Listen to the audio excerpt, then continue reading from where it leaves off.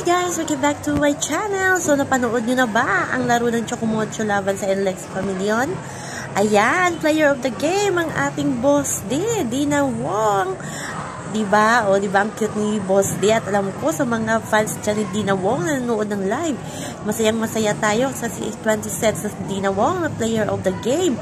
At fourth na panalo na ng Chocomocho. So, may chance talaga na makapasok sa semifinals itong Chocomocho. Diba? Ang tagal hindi nakapasok sa semifinals ng Chocomocho.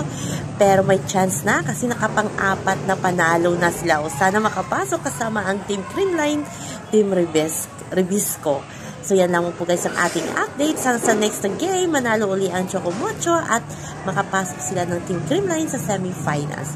Hanggang sa muli, bye-bye. Always remember, wag po tayo magpakat-stress. Please like, share, and subscribe my channel para ma-update kayo sa mga bago kong upload.